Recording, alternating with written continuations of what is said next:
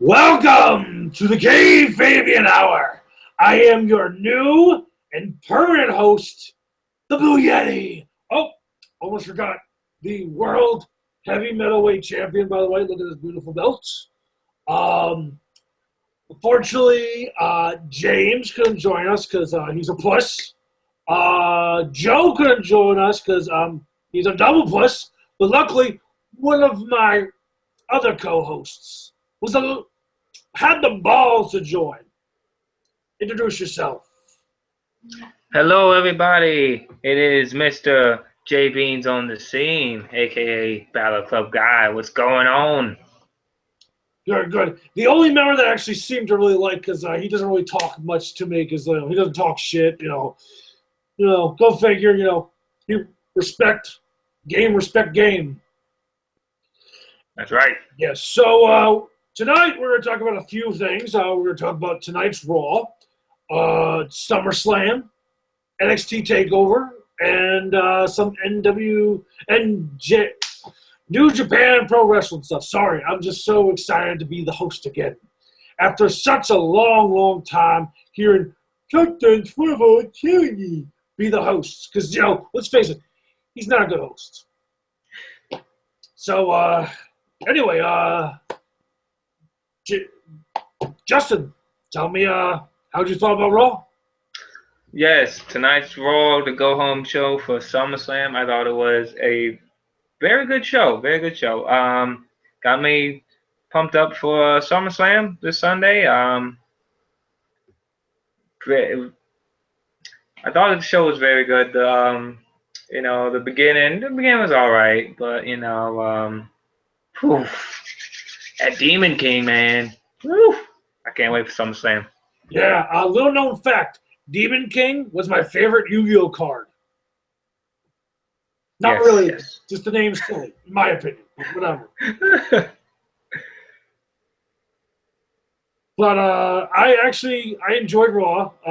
I thought the exchange between Seth and Finn and the knife wielding, hard hat wearing son of a bitch who stormed the ring that you didn't see was kind of cool, except for the knife wielding jackass. But did not really enjoy. Actually, I did kind of enjoy the Roman Reigns Rusev match. I gotta tell you, as much as I hate Roman Reigns, his in-ring work has gotten a lot better. Yes, I agree. Yes. And other than that, I thought Raw was all right. I think the brand extension has been getting better and better. That's my opinion. I think it still needs some work, but Yeah. yeah. Oh yeah, anything like it's still new, so they got to work out the kinks, but I think it's going pretty good. Yeah. And it's pretty good now that we're leading into SummerSlam. New Oh yeah. the Universal Championship, which we haven't seen. Hopefully, it's not a god awful belt. Oh God, I hope not. I fear that it's going to be the WWE Championship just with a red background. So you're pretty much going to have a diva. It's pretty much going to be look like the Divas, championship. But hopefully they make it. Hopefully they make it something cool. That's why they haven't unveiled it yet. Hopefully they're still working it out. So we'll see. Yeah, hopefully, I got to tell you, it's not going to compare to the World Heavy Metal Weight Championship. It's got a goddamn demon skull on it, pentagram, bolts, red, crazy It's stuff. a Demon King belt right there. That's what that is. Yeah. Oh, yeah,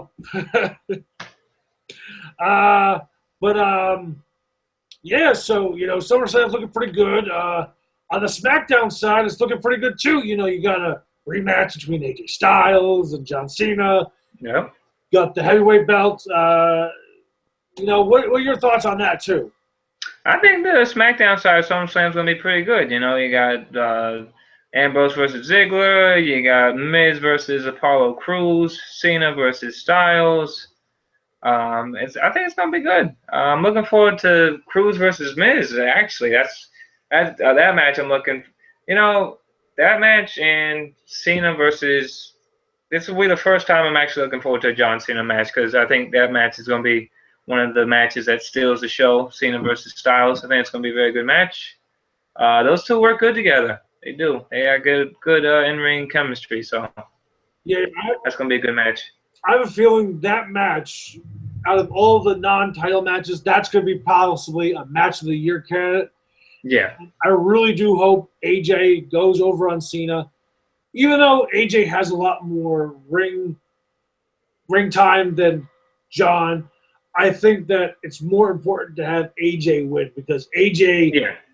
he's the most important. In my opinion, I think right now he's the most important guy in their locker room because he's capable of doing heel and face, and he's, a lot of people talked a lot of crap on his mic skills. I think his mic skills lately have been on par. Yeah. Mike skills, I mean, geez, look at Lesnar. I mean, what are Mike's skills really for anybody? I mean, you can see even Seth Rollins sometimes he can mess up here and there. But, I mean, yeah, Styles has to win this match. I think, with any best of whatever series with John Cena, Cena normally comes out in the end. But I think this time AJ's going to come out in the end because, like you said, he needs this win so he can establish himself in WWE as a credible guy because, they bring him in for WrestleMania. He loses to Chris Bon Jovi Jericho. Like, come on now. Mm-hmm. Like, the gift of Jericho. We drank it in, man. We don't want any more. Drink it in, man. So, yeah, I'd say Styles will win this match. I like that's one-on-one, no club interference, no certified G protection. So, I think it'll be a good match. Yeah.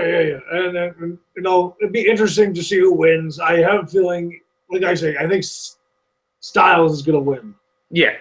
I hope it's a clean win. Yeah, I don't want any, Gallows and Anderson came by the ring or the lights went out or a low blow or anything. Low blow. Yeah, I don't want none of that. Yeah, clean win for Styles. That would be very good. Yeah. That'll establish him. And that SummerSlam is not the only event that's going on that weekend. No. We got NXT Takeover, which is yes. Oh man. It's usually the show that NXT has a track record of being better than the show that it's before. Yes. So yeah. I got a feeling that this year NXT and SummerSlam are like kind of neck and neck because you get a loaded card this year. Yeah. I mean, even with Takeover only having 6 matches, I mean, these matches are like WrestleMania weekend worthy matches. I mean, you got Samoa Joe, the NXT champion, versus Shinsuke Nakamura in the main event. You got the NXT Women's Champion Asuka versus Bayley. You got Andre, I don't want to murder his last name, but I think it's Amalis versus Bobby Roode. You got the Revival versus Johnny Gargano and Tommaso Ciampa for the NXT Championship. You got No Way Jose versus Austin Aries, and we're going to get the debut of Amber Moon. And I don't know if you've seen Amber Moon wrestle, but she's really good. I've seen her house show stuff. She's very good. Yeah, I've seen Amber Moon wrestle in Shine, and she was very, very good. Yeah. I mean, these matches are going to, like, Gargano and Ciampa versus the Revival, that's going to be, I mean, that match, all these matches are going to be so good. I mean, TakeOver is definitely going to set the bar this weekend for SummerSlam. Yeah. And it's going to be interesting. I really do think Shinsuke has a real legitimate shot of being Samoa Joe because I have a feeling they're going to bring Joe up. Yeah. I see Shinsuke winning the belt this Saturday against Joe, and that way, Joe can transition to the main roster. Because I mean, he's like I said, he doesn't. In my opinion, he really doesn't need to be there anymore. You got so many new guys that are going to be coming up, and I think he can be good on SmackDown or Raw, really. And also, since we did talk about mention Bobby Roode, he has my new favorite entrance music. Oh God, so good, glorious, so good. Yeah, like it's Nakamura Rude. Yeah, yeah. I'm actually making my ringtone, and I usually don't change my ringtone, so that's probably going to be my new Yeah. ringtone. And also, another important victory outside of WWE, Kenny Omega, the unofficial, official leader of the Bullet Club, won the G1 Climax in New Japan. Yes, Kenny Omega is. I tell you what, I don't know what like how long he plans on being um in New Japan, but I mean, if this guy ever gets signed with WWE, this guy is just phenomenal all around. Um, I haven't seen him wrestle yet, but I want to see him wrestle because this guy's just. I mean, just watch his match quality. I mean, he's perfect on the mic. His in-ring skills are crazy. Like this guy's really like he pretty much is like the Seth Rollins of New Japan. Like I could see him coming. I could see him being in WWE next year. Yeah, yeah. The cool thing about Kenny Omega is I've watched a lot of Kenny Omega matches. He can do tactical, lucha, maybe a little bit of brawling. He can do comedy matches. If you want to watch some comedy matches, watch him wrestle a 9-year-old girl. He also did a everywhere match where he wrestled some guy in his house. And also he wrestled a blow-up doll. And unfortunately, he lost that match. Clean, by the way. He is by far the funniest guy with the Young Bucks, and plus he's best friends with Xavier Woods, so he's got his in. So I really do see Omega in the main roster. Yeah, I can see that by next year. I know an article came out that Vince is interested in signing him. So hopefully we see him on WWE television soon. Well, I do know that Kenny Omega actually was part of the developmental program. When, yeah, he was part when FCW there. He wasn't really doing much, but so he let him he asked for his release because he didn't do anything.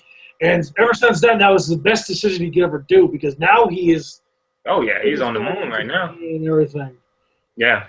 But and I think the last thing we could talk about tonight is about Conor McGregor. The UFC. Don't know what weight he is. Pickle weight champion right now. Yeah, that guy grinds my gears.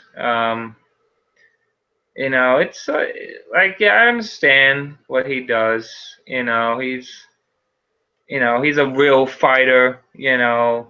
UFC is the real fighting. WWE is the fake fighting. But you don't have to go out there and just the stuff he said about like everybody. Like I mean, he's talking about Cena. He's talking about he's calling all the wrestlers dweebs. He's saying he can smack everybody across the face. Like you don't have to like disrespect everybody like that. Now, if this is him, if this is the case that Vince said, all right, I want you at WrestleMania 33, you versus Cena or you versus Lesnar in a cross promotional match, and this is him planting the seeds. That's okay. But if he's just being, like you don't have to insult other people just because you do the real thing. Oh, okay, but like it's all you gonna sit there and tell me he doesn't watch wrestling? This guy's watching wrestling. I remember watching a video where he was just doing the Vince walk, going no chance. See, I think right now Conor is trolling the WWE universe. So when if he comes in and becomes a wrestler, he's got the heat on him. And to be honest, why not have probably one of the biggest UFC fighters like right now join the WWE? It's a smart move, and plus it's guaranteed money for him. Oh yeah, I mean, geez, look at the money they're giving Lesnar. So yeah, I mean, that would be a very smart move for him. I mean, so that could be what it is. If he's and the fact that I mean, you're right. It probably is him trolling us because the fact that other wrestlers are actually responding to him. Ric Flair's responding to him on Twitter, so that's very possible. I know a couple months back there was rumors that he was interested in signing with WWE, so we'll see what happens. I wouldn't mind that. Yeah, yeah. I do hope maybe Connor does join because he is a really good fighter. Yes, Well, he is. actually, it depends if the whole match between Nate Diaz and how that works because Yeah, might get that's true. for all we know. Who knows? Yeah. Well, tonight's a very short episode of the Fabian Hour because our two dipshit other hosts decided to flake on us. So, Yeah. uh, uh, Justin, if you want, before we sign off, I guess promote yourself. No, sell your gimmicks. Okay, yes, everybody, if you got that Twitter, if you're on the Twitter sphere out there, you can find me on Twitter at Battle Club Guy. If you got the Facebook, you can check me out at Wrestle Scene with J Beans on the Scene. Um, Follow me on Twitter, especially this week. This is SummerSlam week, so this Saturday I will be tweeting, periscoping my trip to Barclays Center for NXT Takeover Brooklyn.